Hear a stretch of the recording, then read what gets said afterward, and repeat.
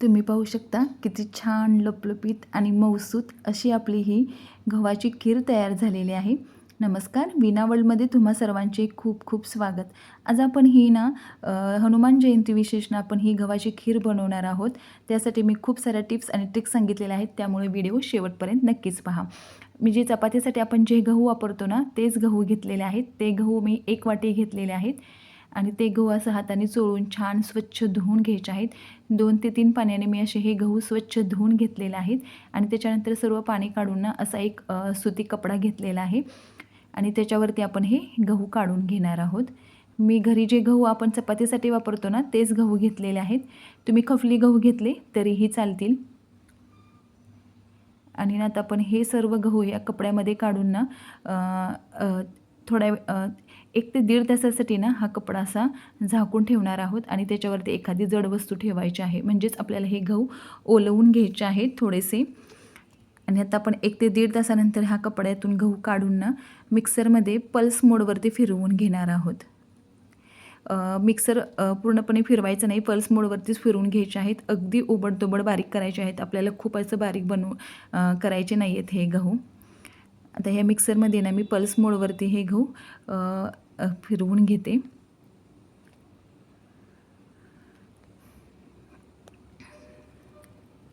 हे पहा, असं फिरवल्यामुळे ना या गव्हातला कोंडा म्हणजेच आपल्या बाजूला निघला जातो. हे पहा, मी पल्स मोडवरती 2 ते 3 वेळा फिरवून घेतलेले आहेत हे गहू आणि आता आपल्याला असे हे पाकडून घ्यायचे आहेत. हे पहा, पाकडून घेतल्यानंतर याच्यातला हा कोंडा निघतो आहे. तुम्ही आपल्या चॅनलवर नवीन असाल आणि आपल्या चॅनलला अजून सबस्क्राईब केले नसेल तर अशाच साध्या सोप्या नवीन नवीन रेसिपी पाहण्यासाठी आपल्या चॅनलला लगेचच सबस्क्राईब करा. तर हे पहा, अशा प्रकारे मी या गव्हातला कोंडा काढून घेते आहे. हे पहा, एवढासा हा कोंडा याच्यातून निघलेला आहे. आता अजूनसुद्धा त्याच्यात शिल्लक राहिलेला आहे. अजून पुढे जाऊन आपण तो काढूया. बघा, तुम्हाला दाखवते मी. आता मी हलकंसं कोमट पाणी घेतलेलं आहे. त्याच्यामध्ये आपण हे गहू टाकून घ्यायचे आहेत. हे गहू टाकले की लगेच जो शिल्लक राहिलेला कोंडा आहे ते पहा वर पाण्यावर तरंगायला लागतो. मग त्यावेळी पुन्हा अजून आपण हे स्वच्छ गहू त्याच्यामध्ये ना चोळून घ्यायचे आहेत आणि एक वरचं पाणी काढून टाकायचं आहे. म्हणजेच तो कोंडा आपण आता याच्यातून काढून टाकणार आहोत.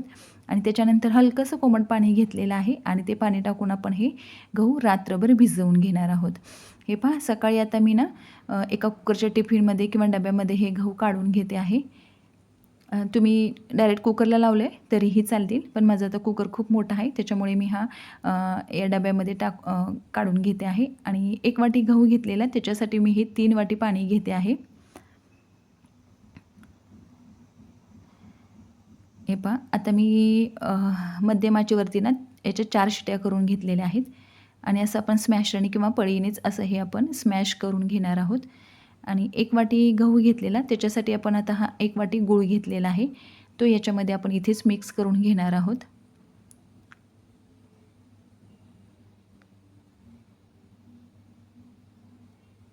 हे पहा, आणि आता एका कढईमध्ये काढून घेऊया आपण हे. हनुमान जयंतीच्या वेळी ना ज्यावेळी यात्रा असते काही काही गावामध्ये त्यावेळी हे गावामध्येच खीर बनवली जाते. आमच्याकडेही अशा प्रकारे ना गावामध्येच जिथे मंदिर आहे तिथेच ही खीर बनवली जाते. आणि आता हे गॅसवर ठेवून ना आपण मी याच्यातलं ना याच्यात चवीनुसार थोडंसं मीठ टाकून घेतलेलं आहे. 1 वाटीभर ना हे घेतलेलं मी खीर म्हणजेच हे गहू शिजवलेले आणि थोडंसं ना मिक्सरला फिरवून घेतलेलं आहे जेणेकरून आपल्या खिरीला दाटसरपणा येईल याच्यासाठी. आणि आता हे आपण कुकरचं भांडं पण याच्यामध्ये धुवून टाकून घेणार आहोत.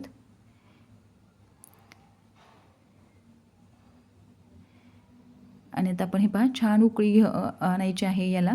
अगोदर आपण शिजवून घेतलेले आहे, पण छान एकदा सगळं मिक्स करून याच्यामध्ये ना गूळ वगैरे उतळेपर्यंत ना छान उकळी आणून घ्यायची आहे. आता याला ही उकळी आलेली आहे आणि मी भाजलेली खसखस माझ्याकडे होती, नसेल भाजलेली तर भाजून घ्यायची आहे. आणि ही खसखस आपण याच्यामध्ये टाकून घेणार आहोत. इन फक्त 3 ते 4 साहित्यामध्ये ही खीर बनली जाते. खूप काही याला साहित्य लागत नाही. आणि त्याच्यानंतर ना हे माझ्याकडे सुंठ आणि बडीशेपची पावडर होती ती पण टाकून घेतलेली आहे आणि वेलची आणि जायफळ पूड पण टाकून घेतलेली आहे. तर ही खीर आता आपली तयार झालेली आहे. हे मिक्स करून घ्यायचं आहे. गॅस बंद करून घेतलेला आहे. तर या हनुमान जयंतीला तुम्ही नक्की ही खीर बनवा आणि तुमच्याकडे काय किंवा कोणता प्रसाद बनवला जातो हे तुम्ही कमेंट करून सांगा. तुम्हाला हवं असेल तर तुम्ही याच्यामध्ये ड्रायफ्रूट्सही टाकू शकता. आता फक्त मी 2 चमचे तूप गरम करून घेतलेलं आहे आणि त्याच्यामध्ये खोबऱ्याचे काप आणि काजू टाकून घेतलेले आहेत. नाही टाकले तरी चालतील आणि खोबरे तुम्ही गहू शिजवताना टाकले तरीही चालतील. आता मी हे तळून घेतलेले आहेत. गॅस बंद केलेला आहे. गरम तुपावरच ते तळले जातात आणि छान आपण हे याच्यावरती परत खिरीवरती टाकून घेणार आहोत. आता नैवेद्यासाठी मी हे केळीच्या पानावरनं हे खीर काढून घेणार आहोत आणि त्याच्यावर आपण ते भाजलेले काजू आणि खोबरं टाकून घेणार आहोत. तर ही रेसिपी नक्की ट्राय करा. तर चला भेटूया पुन्हा एकदा एका नवीन रेसिपीसोबत. धन्यवाद.